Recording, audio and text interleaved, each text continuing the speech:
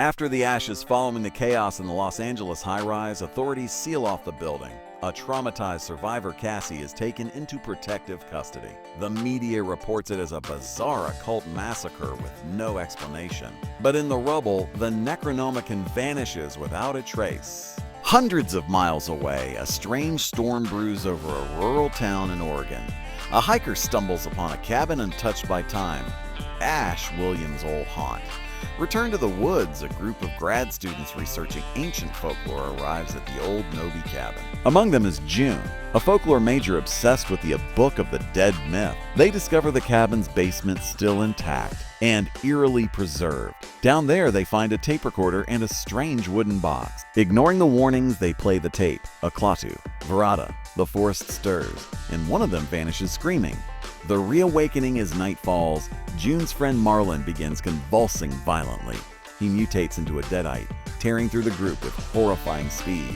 Only June and a cynical skeptic named Felix escape to the cellar. The book is back, its pages now inked with new incantations. Felix tries to burn it, but the book resists, hissing and laughing. They flee the cabin, but the evil follow. Echoes of Evil June has visions of Ellie from Evil Dead Rise, still trapped in torment. Cassie, now in a foster home, begins drawing terrifying images of the cabin. She senses the Deadites are not done with her family. Back in Oregon, June seeks help from an old online forum about the Evil Dead. One user reaches out, a mysterious figure known as Obumstick44. It's Ash Williams, aged, scarred, and angry. Ash reluctantly agrees to meet June after seeing her photos of the book. He confirms it's one of the 3 Necronomicons, this one the most dangerous. He reveals it can't be destroyed, only abound in blood and soul. June begs him to help stop it. Ash, I'm retired, but I hate unfinished business. He grabs his chainsaw hand and sawn-off shotgun. Ash is back. Dead by dawn again, the evil spreads fast, infecting locals in a nearby town. A Deadite preacher delivers a sermon of madness at a church, turning the congregation. Ash, June, and Felix arrive just in time for a full-blown bloodbath. Ash quips as he takes down possessed farmers and Deadite dogs. But one Deadite grabs him and hisses, "You will never win, Ashy Slashy foe." Ash shoves a grenade in its mouth. "Hot suck soul, sucker," Cassie's calling. Cassie begins hearing voices through her drawings. One of them is Beth. Beth, now seemingly fused to the Necronomicon, warns Cassie of a coming convergence. Cassie escapes her foster home to find the cabin she sees in her dreams. She hitches a ride with a trucker who begins twitching mid-drive. The truck crashes. Cassie survives. The trucker doesn't. Cabin siege Ash and the team return to the Nobi cabin with Cassie in tow. Deadites surround the area, but Cassie seems immune to possession. The book calls to her, recognizing her as of the final page. June discovers that the only way to seal the book is through a blood ritual involving a bloodline. Cassie, the last blood relative of Ellie, is the key. Possession protocol, Felix is possessed, but begs for death while still conscious. Ash hesitates, but June pulls the trigger instead. June begins slipping into madness from the book's influence. She hears whispers, "You can save them all.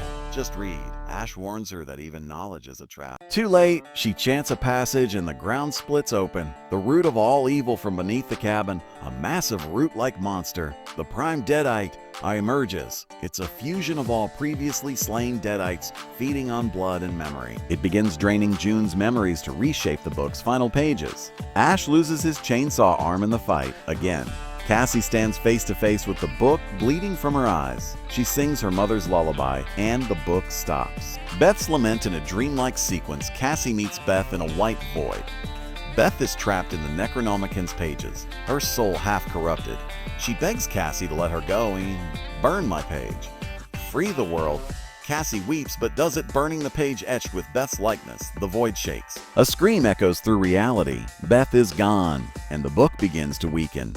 Ash's gambit. Ash crafts a mechanical arm replacement using parts from an old lawnmower. He rigs the cabin with explosives, setting a final trap for the prime Deadite. Ash tells June to protect Cassie, no matter what happens. "I started this war. I'm damn well ending it." He walks into the cellar, alone where the book now floats in the air. The trap is set. Ash smiles. Blood Baptism Ash faces the prime Deadite in a hellish showdown beneath the camp. Blood rains from the ceiling as demons chant ancient verses. Ash chainsaws through wave after wave, losing pieces of himself in the process. He ignites the explosives and smiles. Hail to the king! The entire cabin is consumed in flame and silence. Only the book remains, charred but closed. A quiet morning, June and Cassie emerge from the forest as dawn breaks. No Deadites, no voices, no signs of Ash. But Cassie keeps the burned book hidden in her backpack. I had to keep it to make sure it stays shut. June looks toward the smoking ruins, haunted by what they've lost. Evil never dies somewhere in a hidden vault. Government agents discuss the LA massacre and the Oregon incident. They review footage recovered from the Nobi cabin. One man says, "We've seen this before. 1982, 2013, 2023. It's spreading faster." They open a case marked AIDS Project Kandarian.